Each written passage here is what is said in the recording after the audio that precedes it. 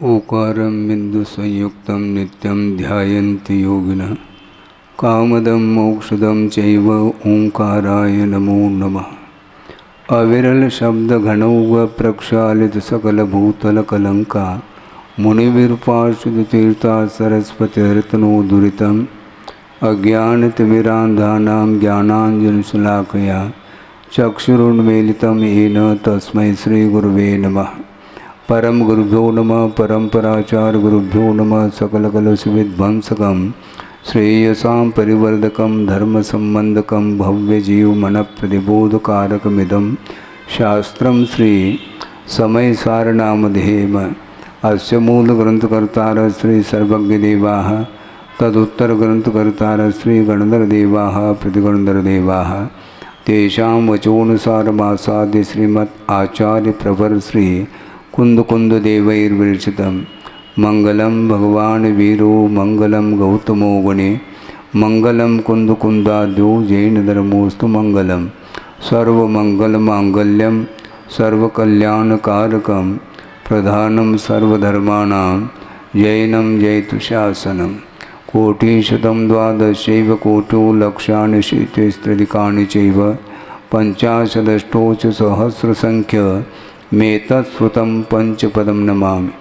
अर्हन्त भासयत्तं गणहरदेवेहि गन्त्ययं सम्मं प्रणमामि भक्तजुत्तो सुदुनानमहो वहिं शिरसा इच्छामि बन्ते सुदभक्ति कावसगो को दस्सालोचे अंगवंगपैनय पावड़य परियम सुत्त परमाणुग पूगय चूलिया चैव सुत्तथय तुय धमकायं सैनिचकल मंचे में पूजे में वंदा में नमुमसा में दुख खो कमको वोहिलाओ सुगई गमनम समाय मरणम जनगुण संपत्ति होद मध्यम अथो अप्राणिक स्वाध्याय वेलायाम श्रीमदाचार्य भक्ति का योग सर्गम करोमि।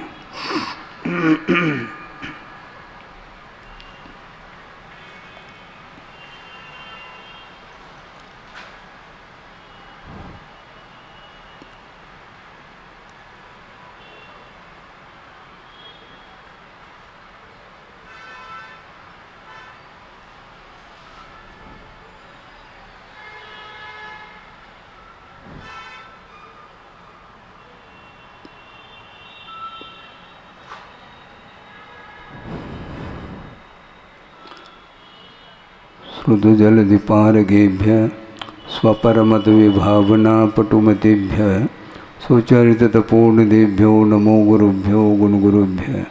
छत्तीसगुणसमग्रे पंचम्याचारकरणसंदर्शे शिष्यानुग्रहकुशले धम्मायिरे सदा वन्दे गुरुभक्त संयमेन तरन्त संसारसागरं घोरं छिन्नन्ति अट्टकं मम जन्मन मरणं न पावेन्ति ये नित्यं व्रतमंत्रहोम निरुता ध्यानाग्निहोत्राकुला षट्कर्मा विरता तपोधनदना साधुक्रिया साधव शीलप्रावरणा गुणप्रहरणा चंद्रार्कतेजोदिकाः मोक्षद्वारकपाटपाटनभटाः प्रीणन्तु मां साधव गुरुव पान्तुनो नित्यं ज्ञानदर्शननायकाः चारित्राणवगम्भीरा मोक्षमार्गोपदेशकाः। इच्छामि बन्ते आयुर्वती कावसुगो को दस्सालोचन सम्मनान सम्मदंसन समचरजुत्तानं पंचव्याचाराणाम् आयुर्यानम् आयारादि स्मरानुपदेशयानम् वज्झायानं तिरयनगुणपालयानं सौसानं सैनिचकल मंचे में पूजे में वंदा में नमुमसा में दुख खो कमको वोहिलाओ सुगय गमनम समाय मरणम जनगुण संपत्ति होद मध्यम वंदितो सौवसिद्धे ध्रुवमचल मनोवमं गयं पत्ते ओछामि समय पाहुड मिनमो सुध केवले भनिधम।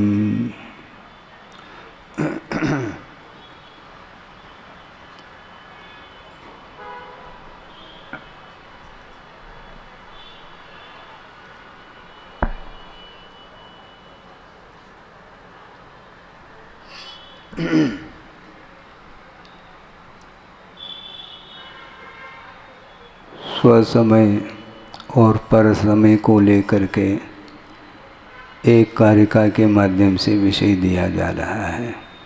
इसकी उत्थानिका भी पढ़ ली गई है और इस गाथा का उच्चारण करके पद्यानुवाद भी पढ़ लिया गया है।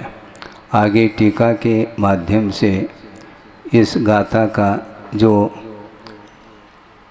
हार्द है उसका विषय आपके सामने रखा जा रहा है। जीवो चरित्र इत्यादि करके टीकाकार स्वयं स्पष्ट कर रहे हैं। शुद्ध निश्चय नयेन शुद्ध बुद्ध एक स्वभाव निश्चय प्राणेन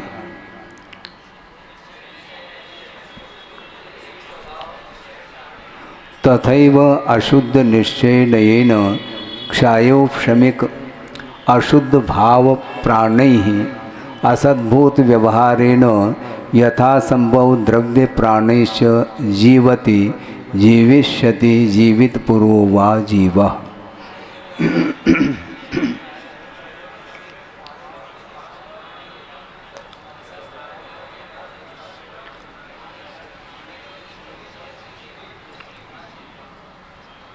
जीव की परिभाषा यहाँ पर दी जा रही है।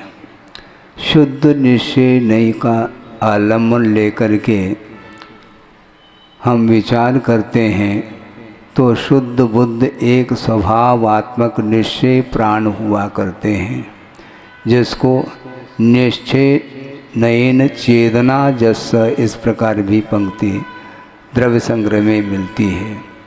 निश्चय और व्यवहार को लेकर के थोड़ा सा विषय आपके सामने हम रखना चाहते हैं कि नई का अर्थ हम पहला समझ लें कि प्रमाण के द्वारा ज्ञात जो वस्तु तत्व है उसमें वस्तु की समग्रता पकड़ में आती है प्रमाण के माध्यम से, किंतु प्रमाण के माध्यम से वस्तु की समग्रता वह ज्ञान का विषय तो बनता है, प्रमाण का विषय बन गया है, किंतु प्ररूपणा की अपेक्षा से कथन की अपेक्षा से नए का आलम्बन लिया जाता है। और मुख्य रूप से दो नए हैं, एक निश्चय नए और व्यवहार नए। निश्चय नए हमेशा अभेद परक वस्तु तत्व का वर्णन करता है और व्यवहार की भूमिका में हमेशा भेदात्मक ही वस्तु तत्व का कथन होता है। तो यहाँ पर जीव जी रहा है, जिएगा और जी चुका है, किंतु किसके द्वारा जी रहा है उसका कथन कर रहे हैं। शुद्ध निश्चय प्राण के द्वारा, जो कि शुद्ध निश्चय नय के माध्यम से जो शुद्ध बुद्ध एक स्वभावात्मक जो निश्चय प्राण है, जो कि चेतनात्मक प्राण माने जाते हैं, उसके द्वारा वह जीता है। किंतु स्वभाव की दृष्टि से परिणमन स्वभाव का होना अलग वस्तु और नई का आलम्बन लेकर के कथन करना अलग वस्तु। निश्चय नई के अपेक्षा से सारे के सारे जीव शुद्ध है ऐसा कथन आगम में मिलता है, किंतु वह निश्चय नई का आलम्बन लेकर के वस्तु तत्व का व्याख्यान किया जा रहा है, न कि वह उसका परिणमन हो रहा है। परिणमन जिस समय स्वभाव के रूप में होता है उस समय वह स्वभाव का संवेदन करता है, शुद्ध तत्व का संवेदन करता है। और इसलिए निश्चय नय जो अभेदात्मक कथन करने वाला जो निश्चय नय है वो शुद्ध निश्चय नय की अपेक्षा से शुद्ध प्राणों के साथ जो जी रहा है, जिएगा, उसका नाम जीव है।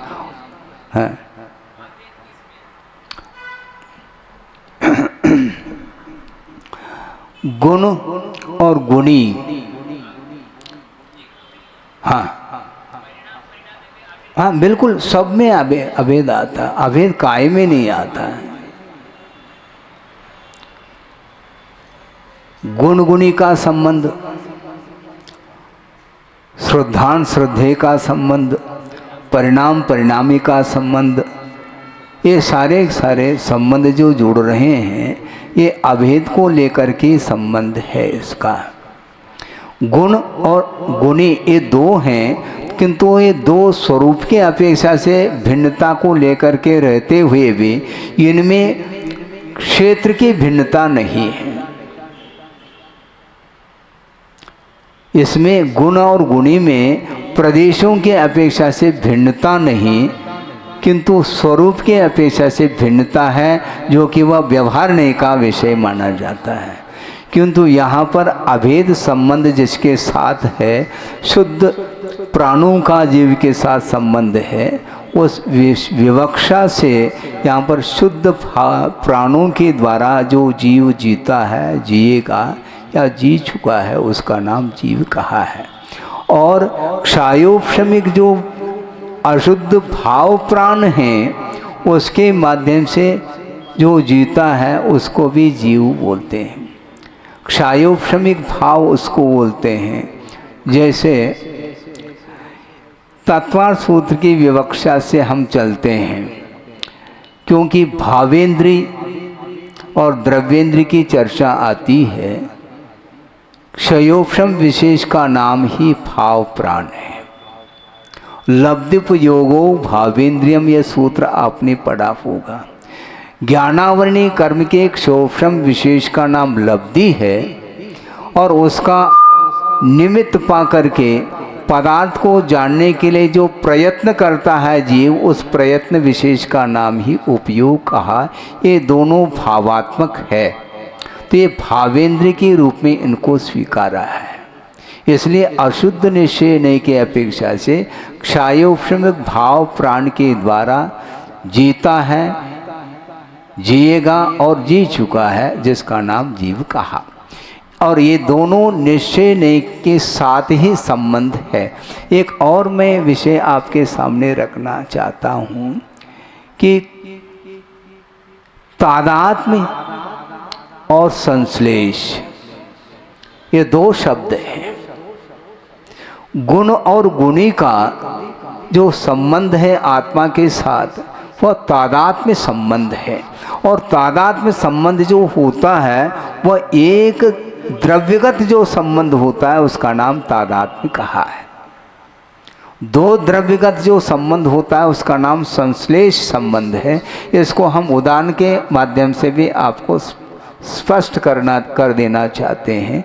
तादात्म्य का अर्थ क्या और संश्लेष का अर्थ क्या।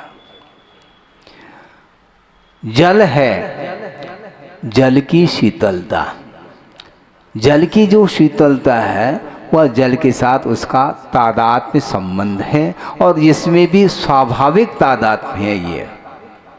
किंतु उस जल को गर्म कर दिया गया है।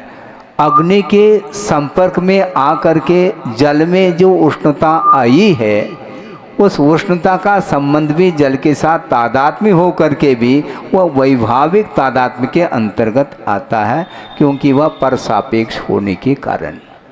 इसी प्रकार जीव के साथ जो रागादिक भावों का संबंध है, वह वैभाविक तादात्म्य संबंध कहा है, जिसको भाव बोलते हैं। और भावाश्रव के बिना द्रव्याश्रव संभव नहीं है। कर्म के रूप में परिणमन करने की योग्यता जिसके अंदर है, वो कर्म वर्गनाएं मानी जाती हैं। किंतु उन वर्गनाओं का कर्म के रूप में परिणमन तब होगा जब आत्मगत रागादिक भावों का निमित्त वहाँ पर उपस्थित होगा, तो अन्यथा किसी भी काल में कर्म का, द्रव्य कर्म का आश्रव संभव ही नहीं है। अर्थ यह है कि द्रव्य कर्म का आश्रव अपने आप नहीं होता है। ये जड़ का परिणाम कह करके आप अपने आप को मैं शुद्ध परमात्म तत्व हूँ कहने मात्र से नहीं होता है। शुद्ध निश्चय नहीं के अपेक्षा से मैं परमात्म शुद्ध परमात्म तत्व हूँ, इसके उपरांत भी जो आश्रव की जो परंपरा चल रही है, वो ऊपर है क्या? संभव नहीं। वो अपने आप है क्या? नहीं। रागादिक भाव संसारी प्राणी भिन्न भिन्न वस्तुओं के निमित्त को लेकर के कर लेता है, उसके माध्यम से कर्म का आश्रव होता है, ऐसा इसका आशय है। इसलिए रागादिक भावों का जो जीव के साथ संबंध है वह तादात्म्य संबंध है, भले ही वो वैभाविक तादात्म्य है। और स्वाभाविक तादात्म्य संबंध किसका किसके साथ? जो शुद्ध जीव है उसके साथ केवल ज्ञान आदि का जो संबंध है वह शुद्ध तादात्मिक अथवा स्वाभाविक तादात्म्य संबंध की कोटि में आता है।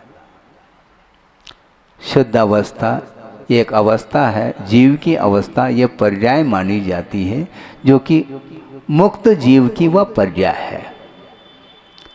और उसमें उस पर्याय का संबंध उस मुक्त जीव के साथ है और तादात्म्य को लेकर के है। और केवल ज्ञानादिक जो शुद्ध गुण हैं, उन गुणों का भी संबंध शुद्ध जीव द्रव्य के साथ होने के कारण गुण गुणी का वह तादात्म्य संबंध माना जाता है। और रागादिक भावों का जीव के साथ संबंध वैभाविक तादात्म्य को लेकर के कहा। स्वाभाविक तादात्म्य का महाराज और कोई उदाहरण है अपने पास उदाहरण। अग्नि का उष्णता के साथ जो संबंध है वह स्वाभाविक तादात्म्य है। किसी कारण से अग्नि में उष्णता आई हो ऐसा नहीं, निजी परिणमन है। अग्नि उष्ण रूप में क्यों है, क्यों मत पूछो, तर्क से स्वभाव रहता दूर। ये स्वाभाविक परिणमन है। अग्नि में उष्णता कहीं बाहर से आई नहीं, उष्णता का प्रवेश अग्नि में बाहर से नहीं हुआ, किंतु स्वयं उस अग्नि के अंदर ही उष्ण गुण है जिसका तादात्म्य संबंध है, जो कि स्वाभाविक तादात्म्य माना है। इस प्रकार एक द्रव्यगत जो संबंध होता है वह तादात्म्य है, और भिन्न द्रव्यगत जो आत्मा के साथ संबंध होता है वह संश्लेष संबंध माना जाता है। जैसे ज्ञानावरणादि जो द्रव्य कर्म है, इसका आत्मा के साथ संश्लेष संबंध है। उदाहरण के तौर पर एक ग्लास में आपने तरल वस्तु ली है, क्या आधा ग्लास लगभग दूध है और उसमें 1/4 पानी है। उन दोनों का जो संबंध हुआ है, ये दो द्रव्यगत संबंध होने के कारण उस दूध का जल के साथ अथवा जल का दूध के साथ संश्लेष संबंध माना जाता है।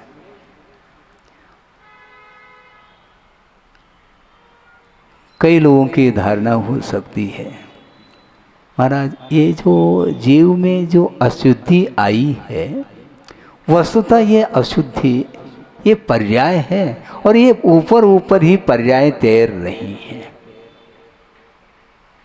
द्रव्य त्रिकाल शुद्ध हो और उसकी पर्याय अशुद्ध हो, ये संभव नहीं है। इसको धारणा का विषय बना लेना चाहिए। द्रव्य त्रिकाल शुद्ध है और पर्याय अशुद्ध हो रही, ऐसा कैसा संभव है?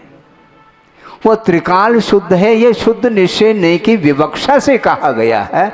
वस्तुतः वर्तमान में उसकी पर्याय यदि अशुद्ध रूप में निकल रही हैं तो वह द्रव्य भी अशुद्ध है, ये क्लियर कट है। आपने जल को गर्म कर लिया, गर्म करने के लिए रख दिया और कुछ ही समय में वह जल खौलने लगा, उफान आ गया, तो जल जो गर्म हुआ है वो ऊपर ऊपर से वह पर्याय है। हाथ डाल करके देखो, देखना नहीं महाराज वो जल तो शीतल है, उसका स्वभाव है, स्वभाव के अपेक्षा से शीतल है, किंतु अभी जो उष्ण रूप में वह परिणमन कर रहा है जल, उस अवस्था में वह शीतलता शक्ति के रूप में विद्यमान है, उसकी अभिव्यक्ति संभव नहीं। स्वभाव और विभाव की जो शक्ति और व्यक्ति है वह एक साथ संभव नहीं। द्रव्य शुद्ध है तो पर्याय भी शुद्ध है, द्रव्य अशुद्ध है तो पर्याय भी अशुद्ध है, ये क्लियर है। इसलिए रागादिक जो भाव है, जिसको भाव कर्म बोलते हैं, द्रव्य कर्म के उदय से रागादिक भाव उत्पन्न हो सकते हैं, हो अनिवार्य नहीं। जब कभी भी रागादिक भावों का आविर्भाव होता है उस समय कोई न कोई कर्म का उदय होना अपेक्षित होता है, किंतु कर्म के अधीन नहीं अपने परिणाम। महाराज कर्म का उदय हम क्या करें, कर्म का उदय तो रहेगा क्योंकि बांधा तुमने, तो समय पर वो उदय में तो आएगा, किंतु उदय में आते हुए भी जो साधक होता है वह अलर्ट रहता है, साम्य भाव के साथ वह चल रहा है, तो उसके लिए नए सिरे से कर्म का आश्रय संभव नहीं है। इसलिए आचार्य महाराज का भी यही कहना है, हमें कर्म के उदय की चिंता नहीं, क्योंकि उदय में चिंता करने से कुछ होना कुछ भी नहीं है, क्योंकि बंद करते समय आप सावधान नहीं रहे, इसलिए कर्म बंद हुआ है और वह द्रव्यादि निमित्त वशात कर्मण फल प्राप्त हृदय कहा। द्रव्य क्षेत्रादि के निमित्त को लेकर के कर्म वह उदय में आता है, उस समय वह अपना प्रभाव दिखा सकता है, दिखाता है, किंतु उस उदयगत कर्म से जिसका उपयोग प्रभावित नहीं है वह कर्म बंध से मुक्त हो जाएगा। कर्म बंध से मुक्त होने की यही एकमात्र प्रक्रिया है। इसलिए गुरुदेव का कहना है, छोटे छोटे निमित्त को लेकर के जो विकल्प में उलझा हुआ व्यक्ति है वह कभी भी कर्मों की निर्जरा नहीं कर सकता। कर्म बंध से कैसे बचो, निमित्तों से बचिएगा।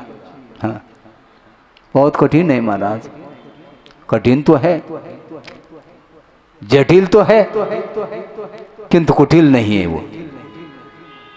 गुरुदेव ने साफ शब्दों में कहा कि मोक्ष मार्ग जटिल तो हो सकता है किंतु कुटिल नहीं।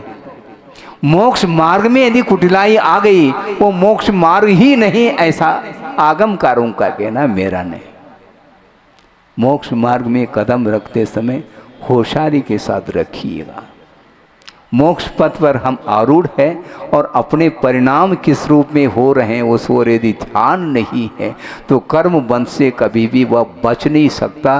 भगवान के पाद मूल में भी वह रहे तो भी वह कर्म बंध से इसलिए नहीं बच सकता, उसके परिणाम विकृत हो चुके हैं। अपने उपयोग को निर्मल जो बनाए रखने के लिए निरंतर पुरुषार्थ करता है वही सही मायने में कर्म बंध से बच सकता है। ये सिद्धांत है। बचना चाहो महाराज, बचना तो चाहते हैं तो क्यों लगा रहे हैं, फिर बचो ना। अपनी क्षमता के अनुरूप आप पुरुषार्थ करेंगे, निश्चित रूप से कर्म बंध से वह आप बच सकते हैं, क्योंकि आप सम्यक दृष्टि है। सुबह भी हमने बात कही थी, और सम्यक दृष्टि है तो उसके उदय में अनंतानंदी कषाय नहीं है। यही अनंतानंदी कषाय से बचने रूप पुरुषार्थ है। और निरंतर वह सत्तागत जो अनंतानंदी प्रकृति है वह भिन्न भिन्न निमित्तों को लेकर के वह उदय में आ सकती है, किंतु अलर्ट रहेगा। उदयाभावी क्षय की प्रक्रिया यदि जारी रखता है तो उसके सम्यक दर्शन की रक्षा हो सकती है, अन्यथा संभव नहीं। यदि अनंत आशा जागृत हो गई सम्यक दर्शन के लिए प्रश्न चिन्ह आएगा, बल्कि सम्यक दर्शन ऑफ हो जाएगा। ऑन कैसे करेंगे महाराज? अपने आप ऑफ हुआ क्या? अनंत आशा के कारण ही कर्म की उदीर्णा हुई है और उसी समय सम्यक दर्शन से वह नीचे आ जाता है। इसलिए आचार्य कहते हैं जितने भी विकृत भाव हो अथवा वह स्वाभाविक भाव हो, उन दोनों का आत्मा के साथ तादात्म्य संबंध होता है। इसलिए रागादिक भावों से हम बचेंगे तो निश्चित रूप से द्रव्य कर्म से हम बच सकेंगे, इसमें कोई शक नहीं है। इसलिए शुद्ध निश्चय की अपेक्षा से शुद्ध चेतना के साथ शुद्ध प्राणों के साथ जो जी रहा है वह जीव है, जिएगा और जी चुका है। और अशुद्ध निश्चय की अपेक्षा से जो अशुद्ध भाव प्राणों के साथ जो जी रहा है उसका नाम भी जीव है, वह संसारी जीव के रूप में स्वीकार किया है। और असद्भुत व्यवहार नहीं की अपेक्षा से यथा संभव द्रव्य प्राणेश जीवति, यथा संभव अर्थात अपने अपने पर्याय के अपेक्षा से, मान लो एक इंद्रिय है, द्विंद्रिय, तीन्द्रिय इत्यादि की अपेक्षा से उनमें द्रव्य प्राणों की व्यवस्था बनती है। 5 इंद्रिय, प्राण और मनोबल, वचन बल, काय बल, श्वास और आयु, इस प्रकार के ये द्रव्य प्राण 10 प्रकार के हैं।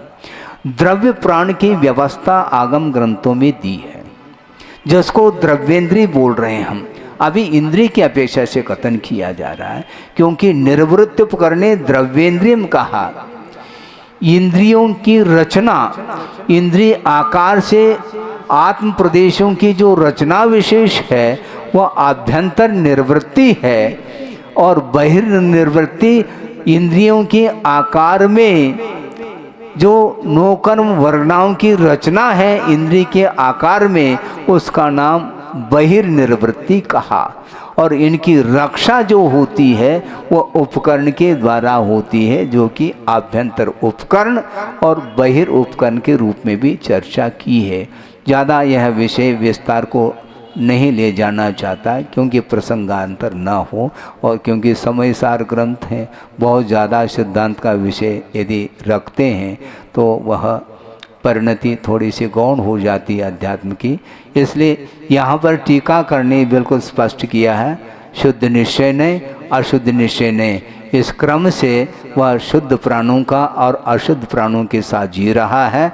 और असद्भूत व्यवहार का अर्थ है उसका उन प्राणों का आत्मा के साथ तादात्म्य संबंध नहीं है, द्रव्य प्राणों का तादात्म्य संबंध नहीं है। उसमें कथनचित तादात्म्य लिया जा सकता है आभ्यंतर निर्वृत्ति की अपेक्षा से, किंतु आभ्यंतर निर्वृत्ति की जो रचना हुई है वह भावेंद्र के ऊपर ही निर्धारित है, इसलिए वो भी अशुद्ध के रूप में ही आएंगे। तो इस प्रकार जो इंद्रियों की व्यवस्था के साथ संबंध जोड़ करके, प्राणों का संबंध जोड़ करके जीव का क्या स्वरूप है वह आपके सामने रखा गया है।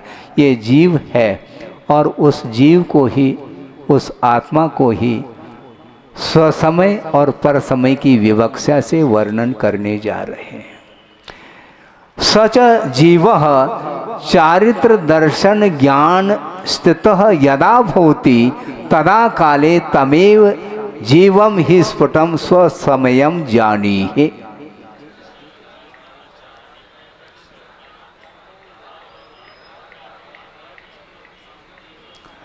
जब वह जीव चारित्र दर्शन और ज्ञान के साथ या ज्ञान में स्थित रहता है, यानी सम्यक दर्शन, सम्यक ज्ञान और सम्यक चारित्र में जब स्थित हो जाता है, उस समय उस जीव को स्वसमय कहा है। और इनसे हट करके जो कर्म प्रदेशों में स्थित होता है उसका नाम परसमय कहा है। आगे धीरे धीरे क्रम से व्याख्या कर रहे हैं टीकाकार। तथा ही उसी को स्पष्ट कर रहे हैं, विशुद्ध ज्ञान दर्शन स्वभावे निज परमात्मने यत रुचि रूपम सम्यक दर्शनम।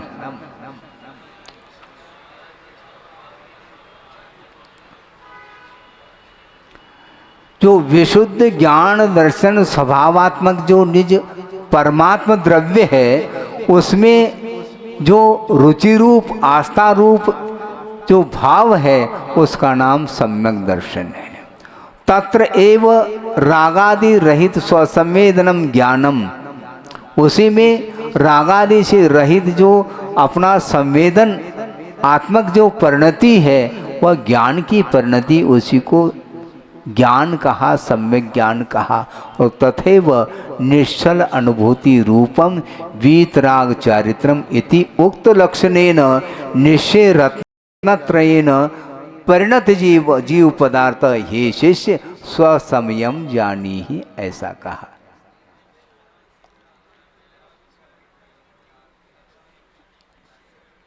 हाँ, रागादि से क्या निश्चल अनुभूति रूप जो वीतराग चारित्र है,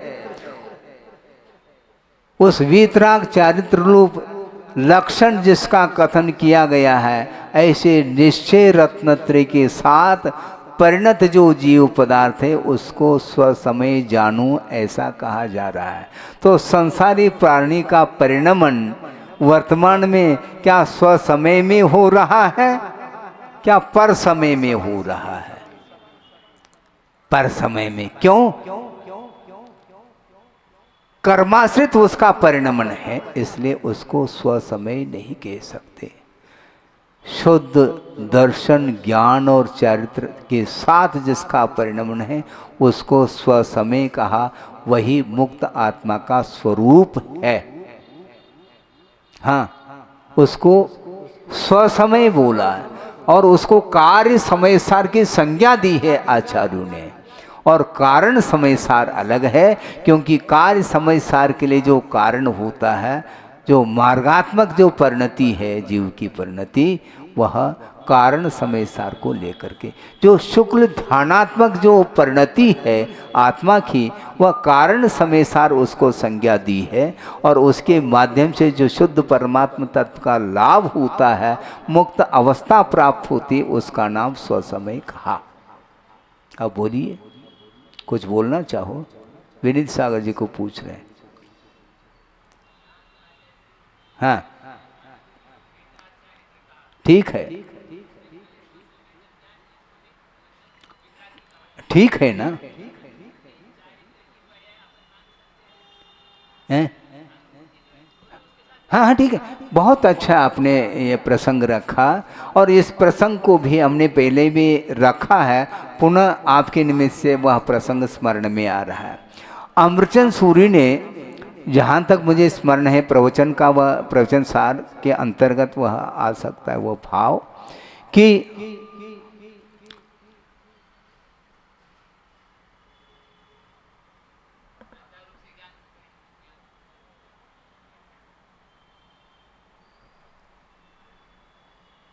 सप्त तत्वानां श्रद्धान रूपेण ज्ञान से यद भवनम तत्सम्यक दर्शनम। 7 तत्वों का श्रद्धान के रूप से जो ज्ञान का परिणाम है, वही सम्यक दर्शन है। और सप्त तत्वानां अधिगम रूपेण ज्ञान से यद भवनम तत्सम्यक ज्ञानम। 7 तत्वों के जानकारी के साथ जो ज्ञान का परिणाम है, उसका नाम सम्यक ज्ञान। और रागादि परिहार रूपेण ज्ञान से यद भवनम तत्सम्यक चारित्रम एतावता ज्ञानम एव मोक्ष मार्ग, ऐसा कहा। इसलिए ज्ञान को ही अभेद की विवक्षा करके उसको मोक्ष मार्ग कहा, जिसको अभेद रत्नत्र की संज्ञा देते हैं। इसलिए श्रद्धान, ज्ञान और चारित्र ये व्यवहार की भूमिका में ये विकल्पात्मक हैं, किंतु अभेद रूप में ये ढल जाएंगे। तीनों अभिन्न अखिन्न शुद्ध उपयोग की निश्चल दशा, इसी को बोलते हैं। अभेद रत्नत्रय और भेद रत्नत्रय, भेद में हमेशा विकल्पात्मक परिणति रहती है उपयोग की, और उपयोग की परिणति जब अभेदात्मक होती है, उसको तीनों में कोई विकल्प नहीं होने के कारण वह त्रयात्मक नहीं रहा, किंतु वह मोक्ष मार्ग मात्र ज्ञानात्मक ही रहा, ऐसा अमृतचंद सूरी का कथन है। इसके माध्यम से आपने जो जिज्ञासा या भाव रखें, इसके माध्यम से वह फलितार्थ निकलता है। हाँ हाँ हाँ,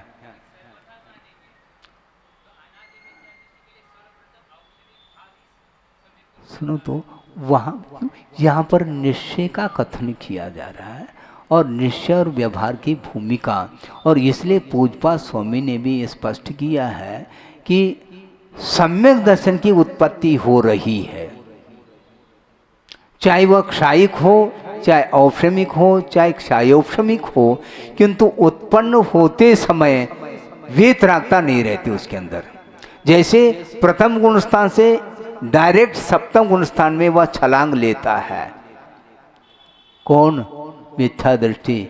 मिथ्या से सीधा सप्तम गुण स्थान, किंतु वह वीतरागता के साथ नहीं, शुभोपयोग आत्मक ही सप्तम गुण स्थान है, ऐसा गुरुदेव का कहना। क्योंकि एक बार वह छठा सातवां जब तक इसमें झूलेगा नहीं, तब तक उसे शुद्धोपयोग हाथ लग ही नहीं सकता, चाहे वह तीर्थंकर के रूप में हो अथवा कोई सामान्य साधक हो। इसलिए शुभोपयोग आत्मक जब तक परिणति रहेगी दर्शन ज्ञान चरित्र की, तब तक वह वीतराग दशा नहीं मानी जाती, वह सराग दशा है। ये इसका अर्थ है। तो इसलिए सम्यक दर्शन, सम्यक ज्ञान और सम्यक चारित्र, ये तीनों उत्पन्न होते हुए भी भेदात्मक है, इसलिए वो व्यवहार ने के विषय बन रहे हैं। और निश्चय ने के जो विषय बनते हैं वह स्वभाव के साथ उसका संबंध जुड़ता है। अन्यथा गुण गुणी के साथ भी जब निश्चय एकांत से निश्चय का कथन करेंगे तो व्यवहार की भूमिका में फिर कथन ही नहीं कर पाएंगे। केवल ज्ञान का शुद्ध जीव के साथ संबंध जोड़ रहे हैं, और संबंध क्यों जोड़ा जा रहा है? अभेद में भेद की परिकल्पना, यही व्यवहार नहीं का विषय है। अभेद में भेद की परिकल्पना, क्योंकि गुण तो गुण ही रहेगा, गुणी गुणी रहता है। द्रव्य कभी भी गुण नहीं होता, गुण कभी भी द्रव्य नहीं होता। इन दोनों का संबंध ऐक्य होते हुए भी स्वरूप की अपेक्षा से भेद भिन्नता है, यही व्यवहार नहीं का विषय माना जाता है। इसलिए सम्यक दर्शन, सम्यक ज्ञान और सम्यक चारित्र यदि भेदात्मक है, इनका स्वरूप भी भेद को लेकर के ही है। हाँ, सुनो, कथनचित कहेंगे, क्योंकि द्रव्य संग्रहकार को आप और द्रव्य संग्रह पढ़िए। उन्होंने ये कहा 13वें गुणस्थान में अथवा 11वें गुणस्थान में यथा क्या चारित्र प्राप्त हो गया, 12वें गुणस्थान में तो यथा क्या चारित्र ही वहाँ पर भी, और गाड़ी रिवर्स नहीं होगी उसकी। 12वें गुणस्थान में द्वितीय शुक्ल ध्यान है और वहाँ पर यथा का चारित्र है, तो केवल ज्ञान वही होना चाहिए अथवा मुक्ति वही होना चाहिए। निर्वाण क्यों नहीं हो रहा? निर्वाण का लाभ क्यों नहीं? परम यथा क्या चारित्र भावात, ऐसा कहा। परम यथा क्या चरित्र का अभाव होने के कारण मुक्ति नहीं है, क्योंकि बंध हेतु अभाव निर्द्राभ्याम कृष्ण कर्म विप्रमोक्षो मोक्ष कहा। संपूर्ण रूप से बंध के हेतु का अभाव और निर्जरा, इन दोनों के माध्यम से संपूर्ण कर्मों का जो क्षय होता है, जिसका नाम मोक्ष कहा। अरहंत अवस्था, फिर बाद में शुद्ध अवस्था। यह अवस्था दो क्यों? फिर यह अवस्था दो नहीं होनी चाहिए, किंतु अरहंत अवस्था भिन्न है और शुद्ध अवस्था भिन्न है। अरहंत अवस्था यह जीव की स्वाभाविक परिणति नहीं है। क्यों? यदि स्वाभाविक परिणति मान ले तो शुद्ध अवस्था को सादी अनंत कहना पड़ेगा। यह संभव नहीं, क्योंकि शुद्ध अवस्था स्वाभाविक जीव की परिणति है और अरहंत अवस्था सशरीरी है। शरीर से ऊपर नहीं उठे, गुणस्थान से भी ऊपर नहीं उठे हैं, और गुणस्थान अतीत जो अवस्था है उसको बोलते हैं स्वसमय। इसलिए पाणित मदिकंता नानम विंदन्ति ते जीवा, ते के ते शुद्ध जीवा एव नानम विंदन्ति। इस प्रकार ये विवक्षा है आचार्यों की। कथनचित उपचार से भावी निगमन अपेक्षा अरहंत सिद्ध एव, अरहंत सिद्ध ही, अरहंत सिद्ध करो, अरहंत को ही सिद्ध कहा जा रहा है। क्यों? भावी नैगमन की अपेक्षा से, क्योंकि अरहंत अवस्था और सिद्ध अवस्था के बीच में कोई अवस्था नहीं है। निकटवर्ती होने के कारण, उसकी प्रत्याशक्ति होने के कारण अरहंत अवस्था को भी सिद्ध करने का प्रयास किया है। वस्तुतः वह शुद्धत्व की परिणति नहीं है, क्योंकि शुद्धत्व असिद्धत्व भाव विद्यमान है अभी भी, जो कि वह औदिक भाव माना जाता है, और शुद्धावस्था में ही वह सिद्धत्व की परिणति देखने को मिलती है। इसलिए ये हाँ हाँ हाँ देखो, स्वीकारना नहीं स्वीकारना ये विवक्षा आचार्यों की है। एक मिनट, वस्तुतः अभेद रत्नत्रय क्या, भेद रत्नत्रय क्या? हम शुद्ध निश्चय की अपेक्षा से कोई भेद करना ही नहीं चाहते तो न करो। सदैव सव्य शुद्धाव शुद्ध नया, शुद्ध नय के आलम्बन से हम विवक्षा ही अशुद्ध की विवक्षा नहीं करना चाहते हैं। लेकिन नय का कथन करना अनिवार्य इसलिए होता है क्योंकि प्रत्येक भव्य जीव के अंदर शुद्धत्व की शक्ति विद्यमान है। यदि एकांत से शक्ति का अभाव मान लिया जाए तो फिर मोक्ष मार्ग क्या वस्तु और पुरुषार्थ करने की आवश्यकता क्या है? इसलिए शक्ति और व्यक्ति इन दोनों को लेकर के कथन करते हैं। कम्मत्तनेन एकम, कर्मत्व के अपेक्षा से कोई भेद नहीं, एक ही कर्म है। फिर दव्वम भावम तो हो दे दुविहम, तो द्रव्य कर्म और भाव कर्म की अपेक्षा से भेद क्यों डालना चाह रहे हैं? विवक्षा है। कर्मत्व की अपेक्षा से एक ही कर्म है और द्रव्य और भाव की अपेक्षा से दो भेद किए, और द्रव्य के और उत्तरोत्तर कर्मों की अपेक्षा से असंख्यात लोक प्रमाण ये द्रव्य कर्म के भेद आगम ग्रंथों में स्वीकार किए गए हैं। इसलिए विवक्षा के साथ यदि कथन करेंगे तो कोई बाधा नहीं आती है।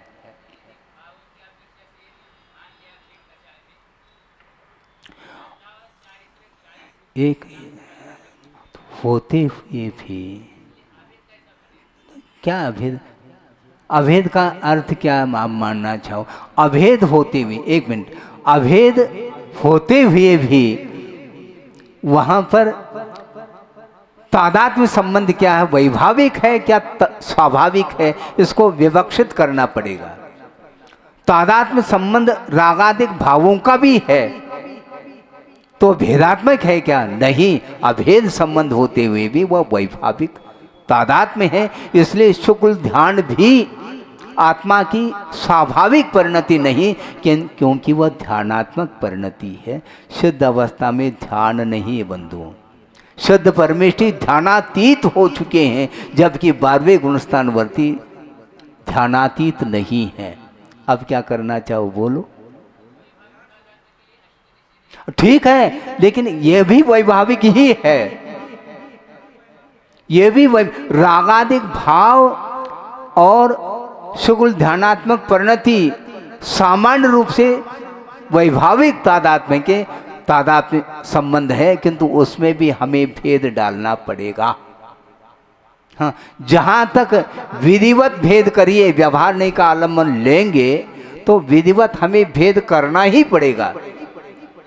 जैसे समझने के लिए संसारिणो मुक्ताश्च, मुक्त और संसारी को पृथक कर दिया। अब संसारी में एक इंद्रिय भी और संगी पंचेंद्रिय भी गर्भित है, तो इसमें विवक्षा से भेद डालोगे क्या? नहीं डालोगे, डालना ही पड़ेगा। उसी प्रकार तादात्म्य संबंध में भी भेद डालना ही पड़ेगा। ये क्लियर है। इसलिए गुणस्थान ये स्वयं कुंद कुंद देव समय सार में आगे जाकर के स्पष्ट कर रहे हैं भिन्न भिन्न गाथाओं के माध्यम से। गुणस्थान भी आत्मा का स्वभाव नहीं है। सुना?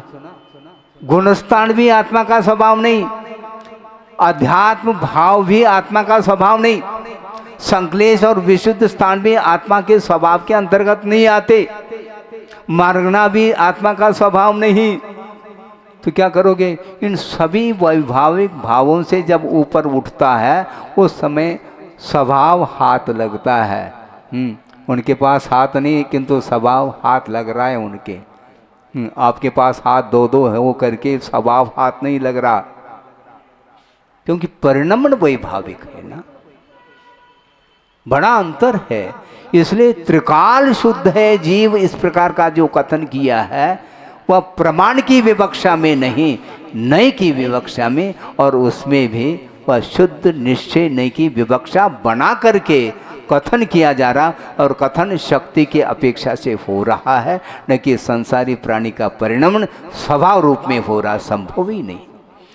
द्रव्य कर्म, भाव कर्म, द्रव्य कर्म और नो कर्म के साथ संबंध रखने वाला जीव कैसा शुद्ध हो सकता है? यदि फिर भी शुद्ध मानोगे तो फिर मोक्ष मार्ग पर आरूढ़ होने की कोई भी आवश्यकता नहीं, न उपदेश की आवश्यकता पड़ेगी आपको, न जिज्ञासा की कोई आवश्यकता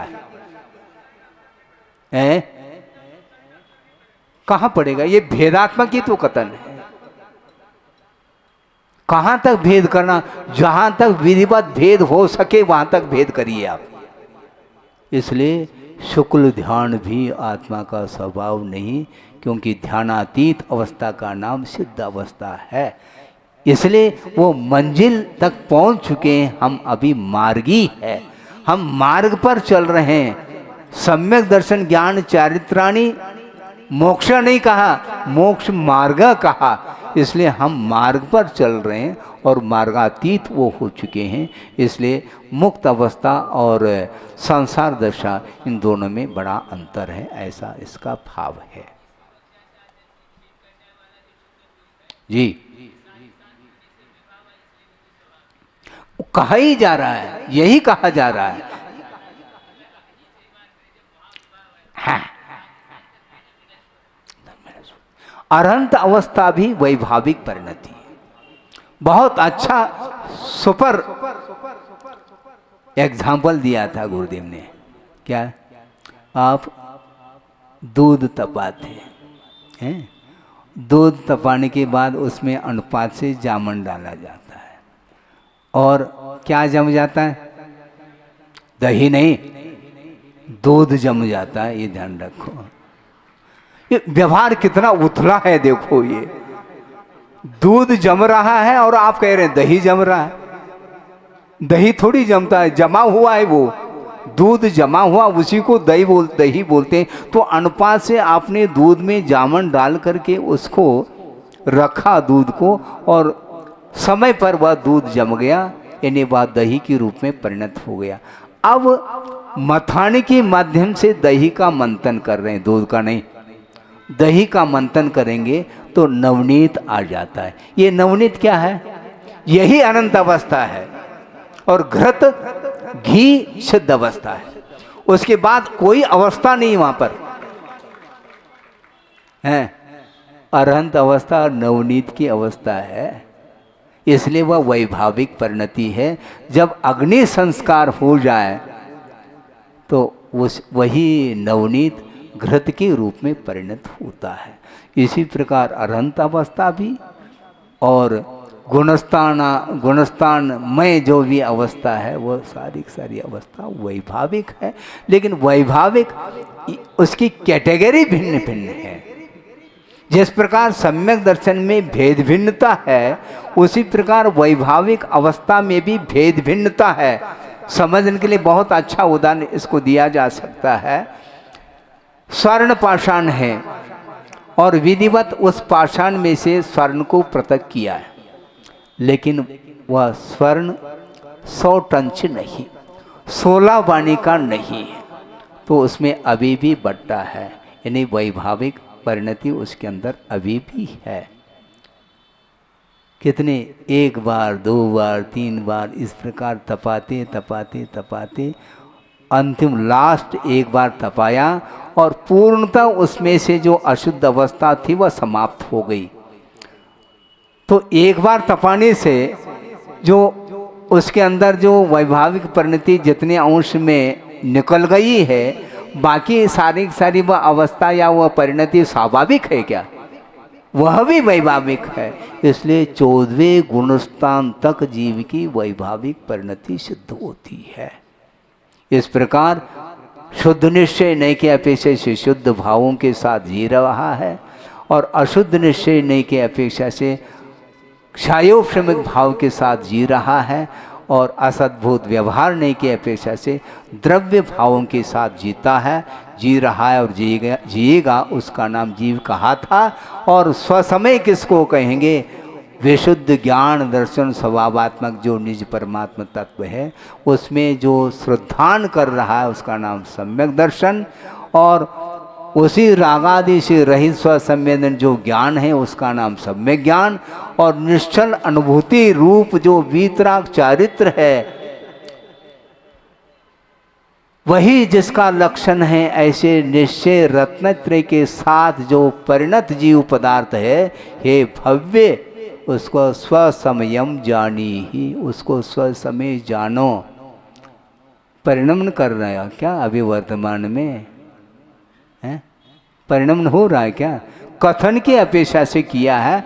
जिस रूप जिस समय उसका परिणमन उस समय हो जाए, उस समय वह स्वसमय का संवेदन करता है, ऐसा कहा जा रहा है।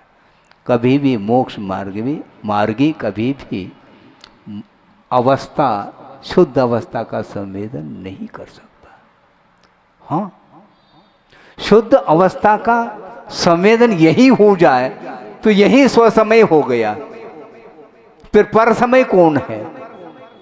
पुद्गल कर्मों में जो अवस्थित जीव है उसका नाम पर समय, ऐसा कुंद देव कह रहे हैं। पुद्गल कम उदेश ठियम च तम जान पर समयम कहा। पुद्गल कर्मों में अवस्थित जो जीव है उसका नाम पर समय, उसी को अशुद्ध अवस्था बोलते, वैभाविक अवस्था। शुद्धोपयोग बहुत अच्छा है, प्रसंग आपने दे दिया है। हाँ, हमारे लिए बहुत अच्छा हुआ, कम से कम आपके निमित्त से इसका विश्लेषण करने को तो मिलेगा मुझे। वस्तुतः जिसको हम शुद्धोपयोग बोल रहे हैं अथवा आचार जिसको शुद्धोपयोग बोल रहे हैं, वह वस्तुतः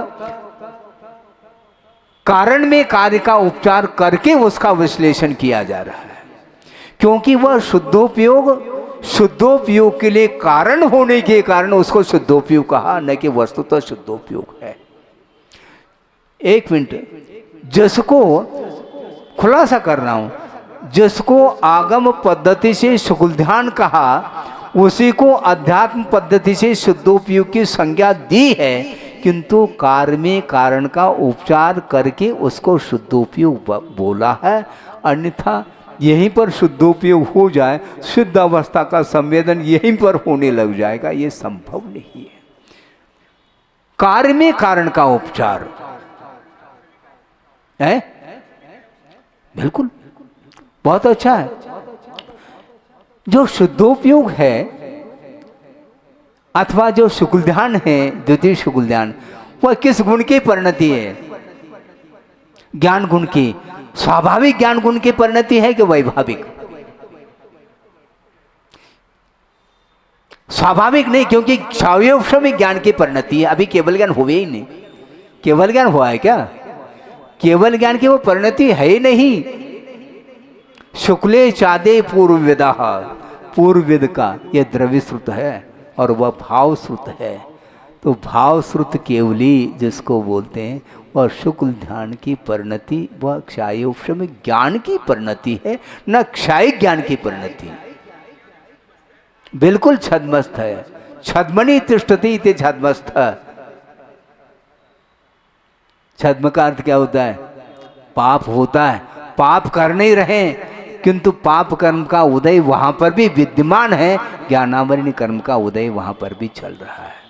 केवल ज्ञान का उदय हुआ क्या? 12वें गुणस्थान में केवल ज्ञान प्रकट हुआ नहीं हुआ, तो केवल ज्ञानावरणीय कर्म का उदय चल रहा है। वह सर्वघाती प्रकृति है, इसलिए अज्ञान भाव वहां पर विद्यमान है। क्यों अज्ञानी कहा उसको? क्षोभम ज्ञान से संपन्न होने के बाद भी वह क्षयोपमी की तो ज्ञान है, क्षायिक ज्ञान थोड़ी। मति ज्ञानावरणी, श्रुत ज्ञानावरणी, अवधि ज्ञानावरणी और मनपर ज्ञानावरणी ये देशघाती प्रकृति हैं, और इनमें दोनों प्रकार के स्पर्धक विद्यमान हैं।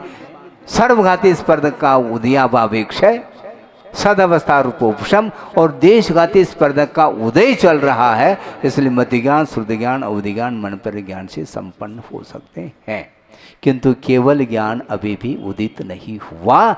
इसलिए केवल ज्ञान के अभाव में क्षायोपशमिक भाव को आचार्यों ने स्वाभाविक ज्ञान के कोटि में रखा ही नहीं। बिल्कुल। और बोलिए इस विषय में क्या कहना चाहो? हैं?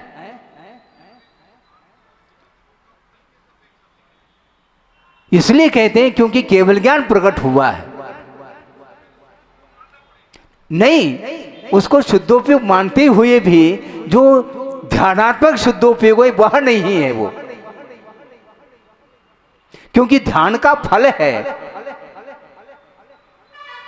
और जो द्वितीय शुक्ल ध्यान है वो ध्यान का फल नहीं, वो ध्यान के लिए फल के लिए कारण है, वो ध्येय के लिए कारण है, वो ध्यान है। और ध्यान अंतर्मूर्तवर्ती होता है केवल ज्ञान, जबकि सादि अनंत कहा। अब तो क्लियर हुआ। केवल ज्ञान को सादि अनंत कहा, जबकि ध्यान सादि शांत अंतर्मूर्तवर्ती है। अब क्या बोलना बोलिए? हाँ, करने दो। हाँ, करने दो। हाँ,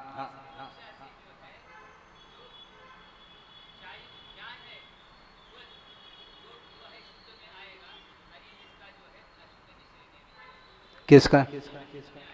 कौन? हाँ हाँ ठीक है ना, बिल्कुल बिल्कुल ठीक है। क्योंकि बहुत अच्छा है कि आप तत्व सूत्र को कम नहीं मानना। बहुत वह गुरुदेव कहते थे तत्व सूत्र को की ऑफ नॉलेज, वह ज्ञान की कुंजी है। वो तत्व सूत्र अच्छे से पढ़िएगा, सूत्र आता है एकाश्रय सवितर्क विचारे पूर्वे। पूर्व के जो दो शुक्लध्यान हैं तो सवितर्क है। सवितर्क का अर्थ क्या, वितर्क का अर्थ क्या होता है, वितर्क श्रुतम। इसलिए श्रुत ज्ञान की परिणति है, वह क्षयोपशम ज्ञान की परिणति होने के कारण उसको वैभाविक मानने में कहीं भी बाधा आगम से नहीं आ सकती। और उसको शुद्धोपयोग कहा क्यों, क्योंकि वह शुद्ध उपयोग जो केवल ज्ञानात्मक है उसके लिए कारण होने से इसको कार्य में कारण का या कारण में कार्य का उपचार करके कथन कर रहे हैं। अब तो क्लियर हो गया, बिल्कुल ठीक है। प्राण कितने हैं, 10 प्राण हैं और 11वां प्राण अन्न, उसको प्राण कहा क्योंकि 10 प्रकार के प्राणों की रक्षा अन्न के द्वारा होती है, इसलिए उसको 11वां प्राण कहा।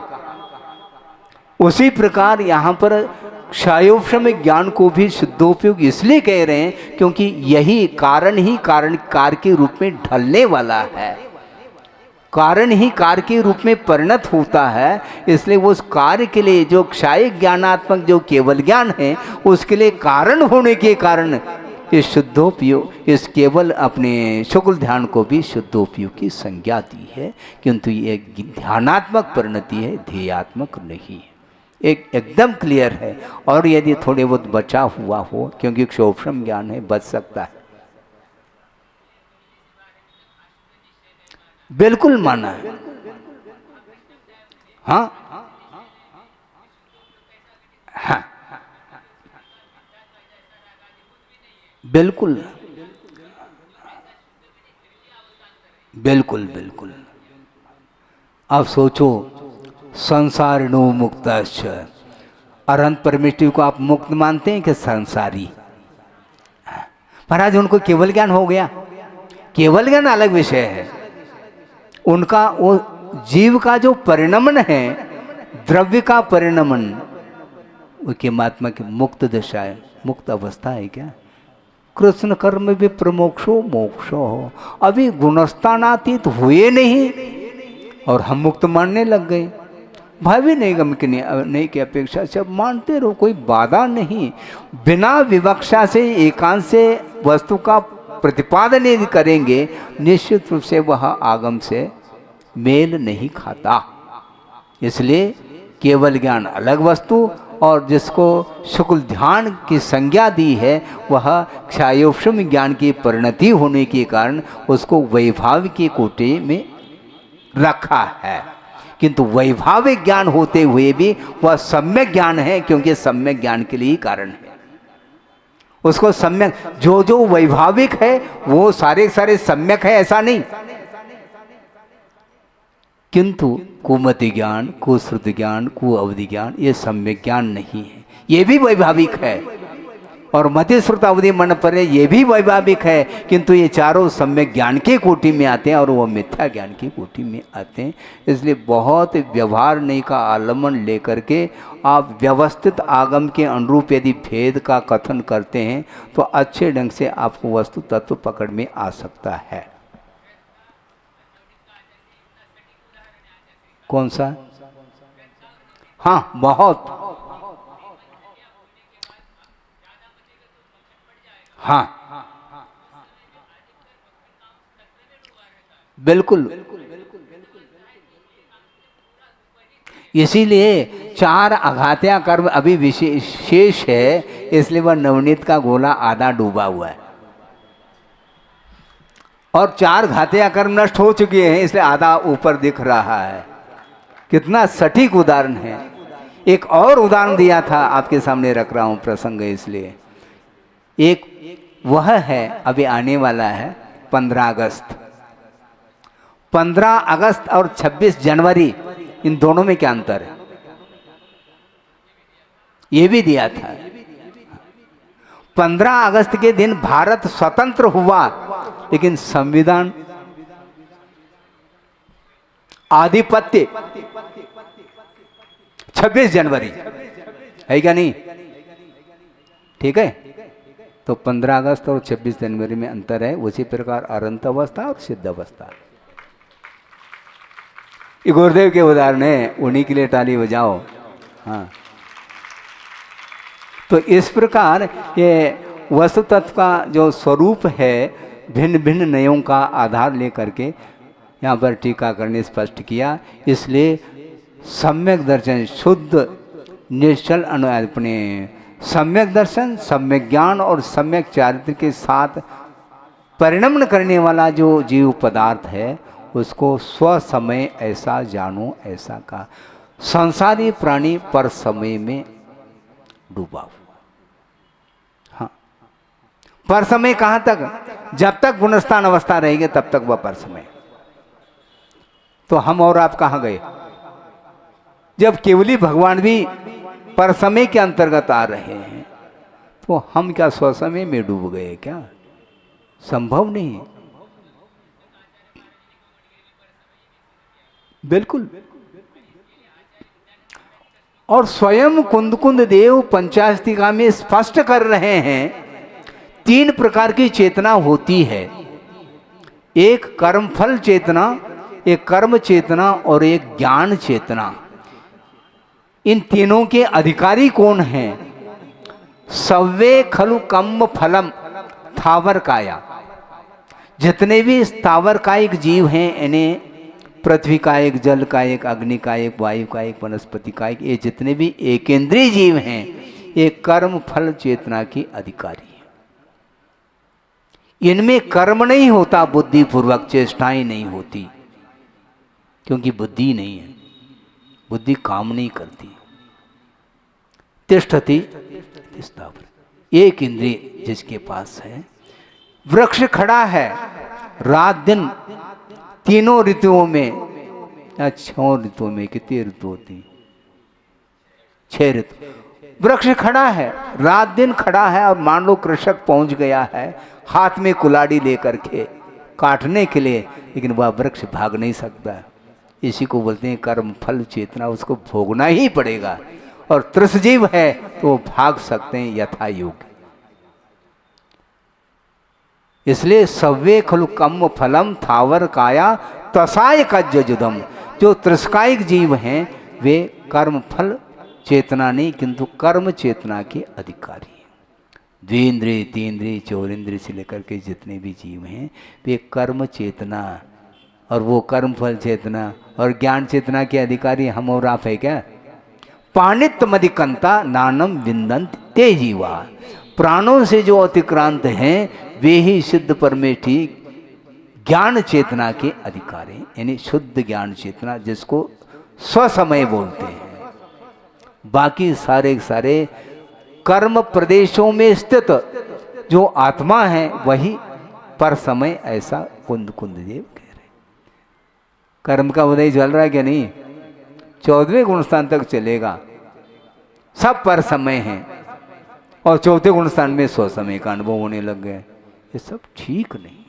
इसलिए हमारा आप लोगों के लिए विशेष आग्रह तो नहीं, किंतु आगम के अनुरूप श्रद्धान बनाने का प्रयास करना चाहिए। और जिसके पास ज्ञान नहीं है आगम का, उनको भी आगम के अनुरूप ही उपदेश दे करके उनके लिए भी, उनके ऊपर भी अनुग्रह करने का पुरुषार्थ करना चाहिए। क्योंकि परस्परोपग्रहो जीवानाम कहा। जो सम्यक दृष्टि है, जानता है आगम को, वो आगम के अनुरूप उपदेश देने का प्रयास करिएगा। उसके माध्यम से कईयों का कल्याण हो सकता है, होता है। पुद्गल कर्मोपदेश स्थितम तमेव जानी ही पर समयम। पुद्गल कर्म के उदय में स्थित जो है वह पर समय है, ऐसा जानो। बाकी सब स्वसमय। तद्यथा उसी को कितना स्पष्ट कह रहे हैं। और कुंद कुंद ने जो कहा गाथा में, उसी गाथा को टीका के माध्यम से जैसे स्वामी कली कली खोल रहे हैं। अब इससे और कौन सी कली कली हम खोल पाएंगे? वो खोल करके दिया, मैं खोल नहीं रहा हूं, ये ध्यान रखो। आंखें खोलने की आवश्यकता है और कुछ खोलना नहीं। यहाँ पर सब कुछ खुला हुआ है, सकल प्रत्यक्ष है, पूरा का पूरा विषय स्पष्ट सामने है। इसलिए स्वसमय किसको बोलते हैं? पर समय। उसी को और स्पष्ट कर रहे हैं। पुद्गल कर्मोदयेन जनिता ये नारकादि उपदेशा व्यपदेशा संज्ञा पूर्वोक्त निश्चय रत्नत्रय अभावात् तत्र यदा स्थितः भवति अयम जीवः तदा तम जीवम पर समयम जानीहि इति।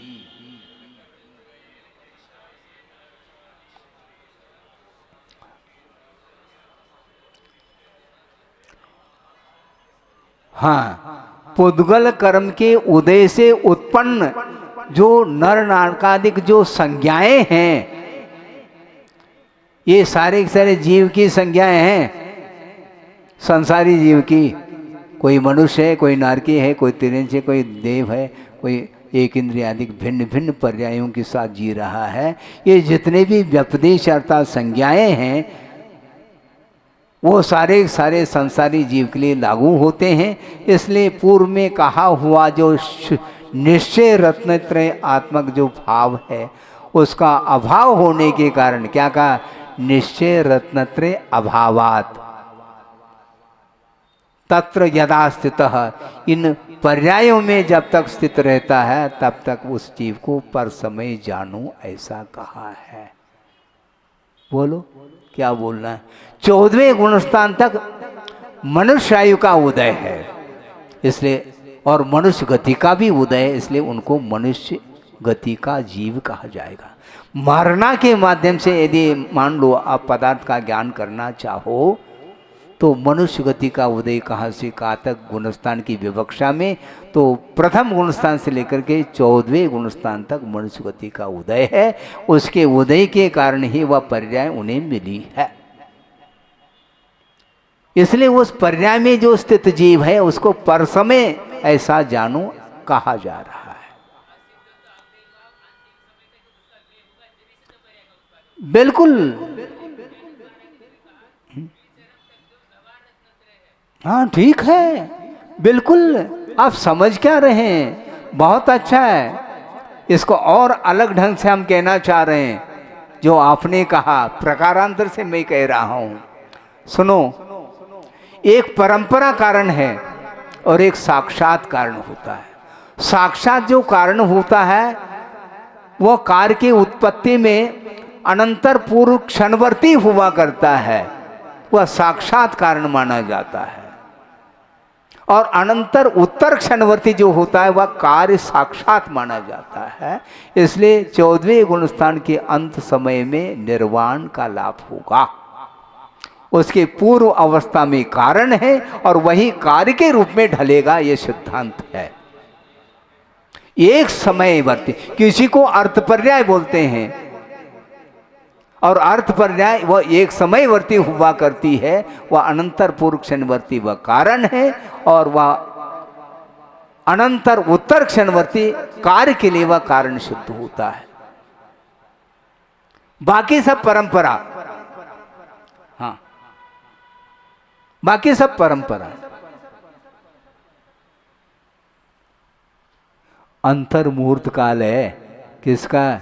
चतुर्थ शुक्ल ध्यान का और 14वें गुणस्थान का ही।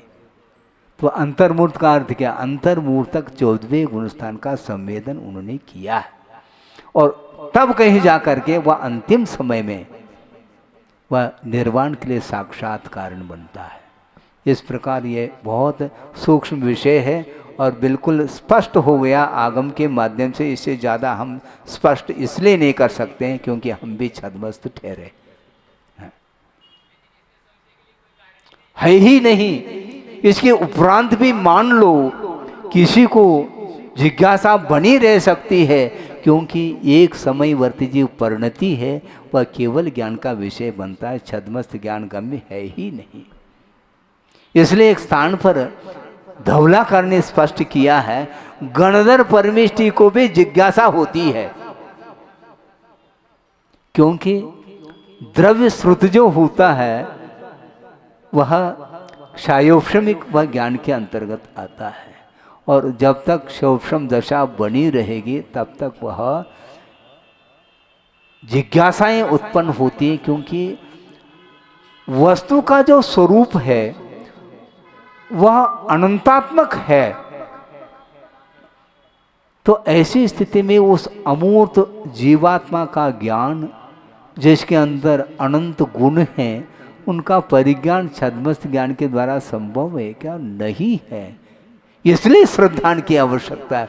और सारा सारा यदि प्रत्यक्षीकरण हो जाए, फिर हाथ कंगन को आरसी की क्या आवश्यकता?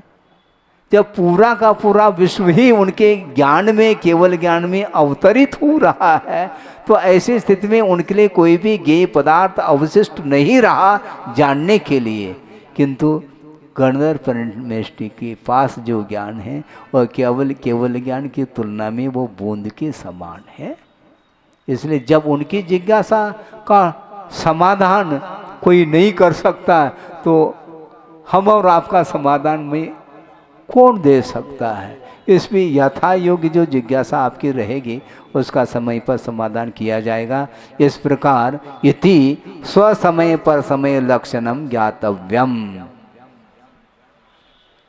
इस प्रकार स्वसमय का क्या स्वरूप है, पर समय का क्या स्वरूप है, सारा सारा विषय आगम के माध्यम से ज्ञात हो गया। उसका संवेदन जो होगा वह कर्मातीत अवस्था में ही संभव है।